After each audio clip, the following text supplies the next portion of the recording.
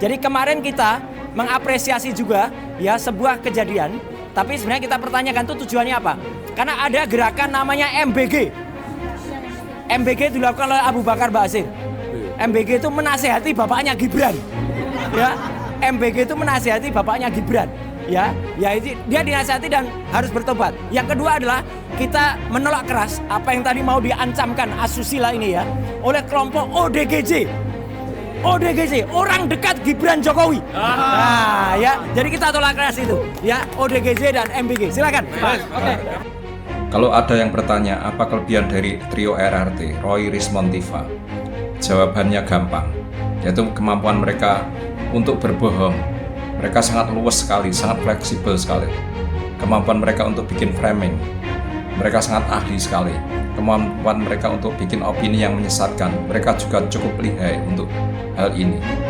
Saya sudah mengikuti jejak-jejak mereka sejak berbulan-bulan yang lalu. Memang 3 hal itu yang paling menonjol, yaitu suka berbohong, suka bikin framing, suka bikin opini yang menyesatkan.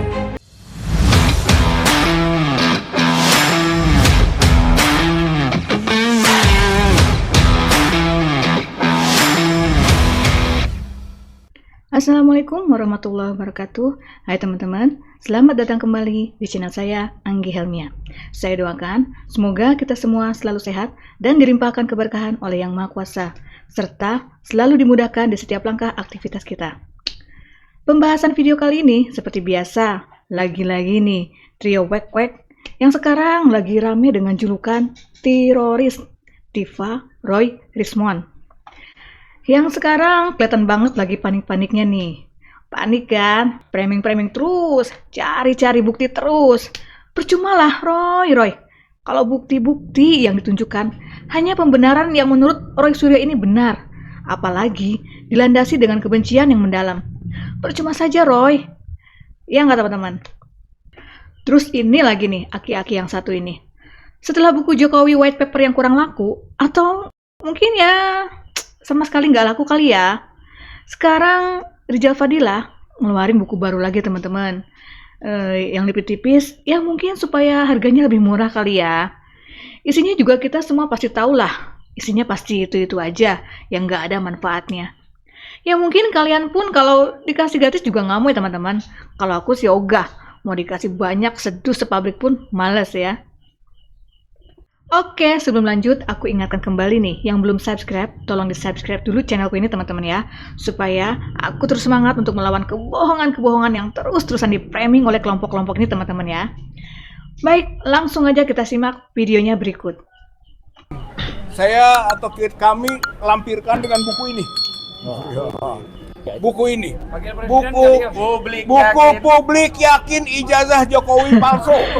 Kalau saya sih yakin ijazah Jokowi asli ya. Di dalamnya ada analisis Pak Roy Suryo, Pak Rismon, Bu Tifa, semua ada di dalam. Ditambah dengan pandangan-pandangan publik, dengan polling, survei dan sebagainya. Insya Allah gitu kan, bersama dengan hasil penelitian Dr. Roy Suryo, Dr. Rismon, mudah-mudahan ini penelitian menjadi bagian abal-abal dari ya. proses pembuktian bahwa apa yang ditemukan terakhir itu benar adanya, bahwa ijazah Joko Widodo khusus palsu. Ijazah Joko Widodo orang-orang SDM rendah semua ini ini. saja yang bisa disampaikan. Assalamualaikum warahmatullahi wabarakatuh. Ya, tahu nggak gambarnya asusila? Ini nih. Asusila tuh kayak gini nih. Ini Kayak asusila. panci nih. Seperti apa? Ini asusila. Asusilo. Asusilo. Oh, alah. Itu ya. Apa itu? Jadi mereka Itu baju menandakan Anjing, ya, karakter duduk dia sendiri ya. Jadi kita tolak keras. Asusila. Ayo rakyat Indonesia. Jadi ada 2 istilah yang penting yang juga ini silahkan dicatat hari ini. Jadi kemarin kita mengapresiasi juga ya sebuah kejadian, tapi sebenarnya kita pertanyakan tuh tujuannya apa? Karena ada gerakan namanya MBG. MBG dilakukan oleh Abu Bakar Basir. MBG itu menasehati bapaknya Gibran. Ya, MBG itu Ngarang menasehati istilahnya, bapaknya tukang Gibran. ngarang. Ya itu dia dinasehati dan harus bertobat. Yang kedua adalah kita menolak keras apa yang tadi mau diancamkan asusila ini ya oleh kelompok ODGJ. ODGJ, orang dekat Gibran Jokowi. Lah sampean ODGJ jadi kita beneran. toleransi itu. Ya, ODGJ dan MBG. Silakan. Oke. Pak Jokowi yang Tolong katanya disimak pulang nih ya, Mahlowo, yang diajak orang apa? Firaun, kata orang. Sudah 46 tahun tidak pernah alfa sholat tahajud, selalu puasa Senin Kemis. Pantes beliau jadi presiden yang katanya pelongak-pelongok itu mencengangkan dunia internasional. Tuh gara-gara jalan tol semua urusan jadi mudah gitu. Saking senepnya kali Pak Jokowi, alah jalan tol nggak bisa dimakan. Enggak, cangkemnya siapa yang mau makan jalan tol? Saking senepnya sama Pak Jokowi nggak mau lewat jalan tol, nggak mau. Karena jalannya Jokowi. Setahun, 2 tahun, 3 tahun. Kemarin boleh mudik Lebaran.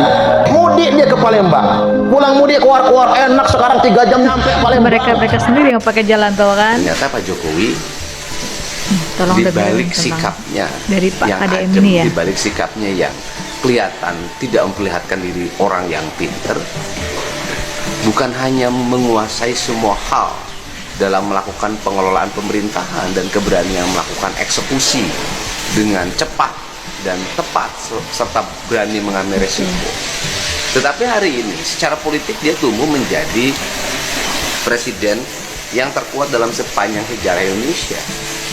Di menjelang akhir masa jabatan biasanya presiden itu mengalami penurunan kepercayaan, kemudian bulian tidak berhenti, citra yang sudah mulai redup.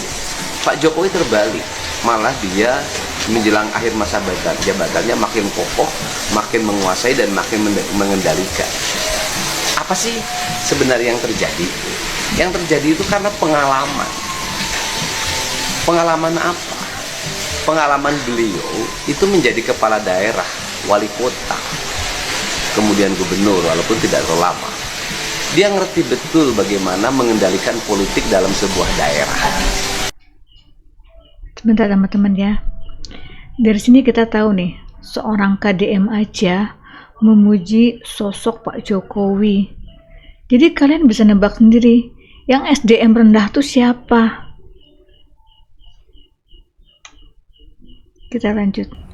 Kalau ada yang bertanya apa kelebihan dari trio RRT, Roy, Rismon, Tiva, jawabannya gampang, yaitu kemampuan mereka untuk berbohong. Mereka sangat luas sekali, sangat fleksibel sekali. Kemampuan mereka untuk bikin framing, mereka sangat ahli sekali. Kemampuan mereka untuk bikin opini yang menyesatkan, mereka juga cukup lihai untuk hal ini. Saya sudah mengikuti jejak-jejak mereka sejak berbulan-bulan yang lalu. Memang 3 hal itu yang paling menonjol, yaitu suka berbohong, suka bikin framing, suka bikin opini yang menyesatkan.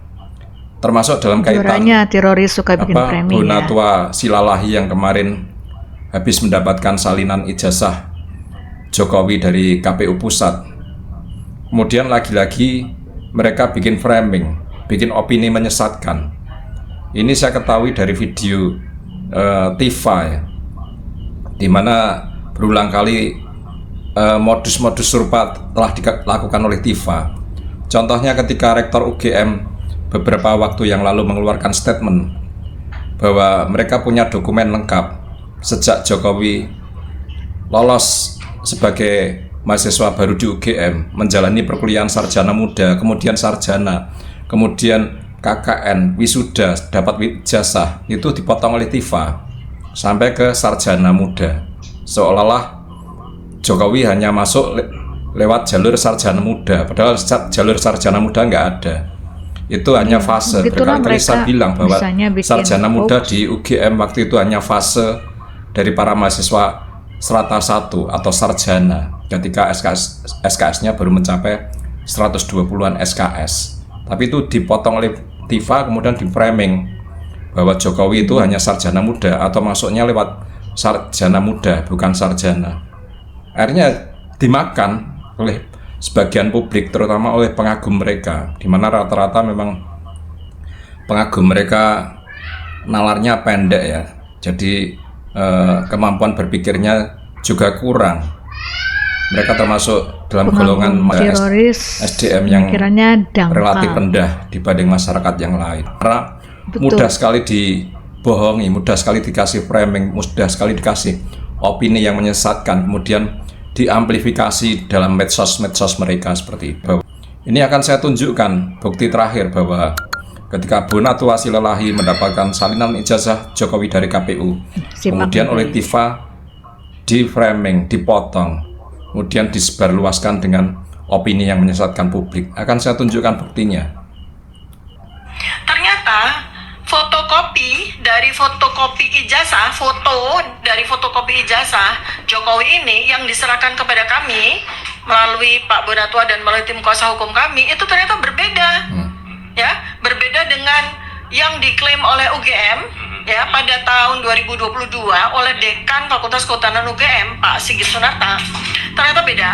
Dan juga beda dengan foto dari fotokopi yang dipresentasikan oleh Bareskrim. Ya. Dan juga beda dengan foto dari ijazah yang diklaim asli oleh Dian Sandi tanggal 1 April 2025. Jadi sekarang jadi ada 4 versi nih. Ijazah Jokowi ini malah jadi ada 4 versi nih.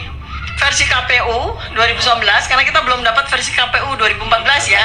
Kita belum dapat. Jadi versi KPU 2 Oktober 2025, versi UGM 2022, versi Bareskrim 22 Mei 2025, dan versi Dian Sandi 1 April 2025. Jadi ini ada 4 versi ijazah. Saya sampaikan ya, perbedaannya adalah, perhatikan baik-baik ya, ini saya mau mengcompare perbedaan antara ijazah yang disampaikan, foto dari fotokopi ijazah yang disampaikan oleh KPU, tolong mungkin biar kelihatan. Ya, supaya kelihatan sekali nih khalayak ya melihat bedanya nih dari matanya seorang pemerhati neuroscience behavior ya. Jadi Anda bisa perhatikan yang perbedaan antara versi foto dari fotokopi ijazah KPU pusat dengan UGM ya. Satu yang paling krusial adalah di KPU tidak ada nomor ijazah di sebelah kanan. Tidak ada nomor ijazah. Tuh lihat ya, kosong ya. Sedangkan yang versi UGM ada sebelah kanan. Dan pada saat itu tahun 2022 Pak Sigit Sunarta mengatakan ini yang asli. Kalau yang beredar di internet itu memang nggak ada nomor di sebelah kanan. Adanya hanya nomor di sebelah kiri aja. Ya, yang 1681 ya kan? Itu yang sebelah kiri ya. Yang dibilang oleh Pak ini kan? Ya, kalau ini dalam pandangan kita, ya kanan dalam pandangan orang yang memakai. Jadi intinya ada dua nomor yang versinya UGM ya tahun 2022 ya. Itu ada nomor di atas pojok kanan atas dan pojok kiri atas. Sedangkan di KPU pusat hanya ada di pojok kiri atas. Yang pojok kanan atas nggak ada nomornya tuh ya. Kemudian itu ya perbedaan pertama. Kemudian yang kedua, perbedaan dengan Bareskrim. Foto dari fotokopi ijazah. Bareskrim tidak menampilkan foto dari ijazah asli. Ya, jadi sampai dengan hari ini ijazah asli masih goib. Ya. Jadi Bareskrim 22 Mei 2025 itu hanya menampilkan foto dari fotokopi yang sudah terlipat. Ya, dan posisinya di versi Bareskrim itu ada lipatan di tengah persis, kemudian ada tumpahan semacam tumpahan kopi di tengah persis, ya. Itu. Nah, sedangkan yang ditunjukkan oleh KPU tidak ada tumpahan kopi, bersih dan tidak ada lipatan, ya. Nah, jadi ada 3 setidaknya perbedaan dengan 2 ijazah yang tunjukkan, ya. Pojok kanan atas tidak ada tumpahan kopi dan tidak ada lipatan. Bentar nih guys, Tifa, Anda ini pinter sekali mengarang ya. Katanya ijazah Jokowi terbagi menjadi 4 versi. Kayaknya waktu sekolah dulu dia nilai mengarang tuh A+ ya. Sampai sebegitu hebatnya dia mengarang cerita ini. Kita lanjut. Luar biasa bukan? Kekuatan Tifa itu sebenarnya memang luar itu, biasa. fitnah, framing, opini yang menyesatkan. Berkali-kali dia pakai modus seperti itu. Betul. Tidak takut dosa. Fitnah. Heran saya. Padahal dengan profilnya seperti itu harusnya ya lebih dari rata-rata orang lah. Tapi enggak, dia justru tidak takut dosa sama sekali. Harusnya mencerminkan sifat yang lebih baik lagi ya dengan gelar doktornya itu. Baiklah, kita jabarkan apa yang dikatakan Tifa tadi. Oke teman-teman, video ini cukup panjang ya. Buat kalian yang mau lihat lebih jelasnya lagi, langsung aja ke channel YouTube-nya. Nama channelnya Penerus Pejuang. Oke, sekian dulu untuk video kali ini. Jangan lupa like dan subscribe-nya ya teman-teman. Saya akhiri. Wassalamualaikum warahmatullahi wabarakatuh.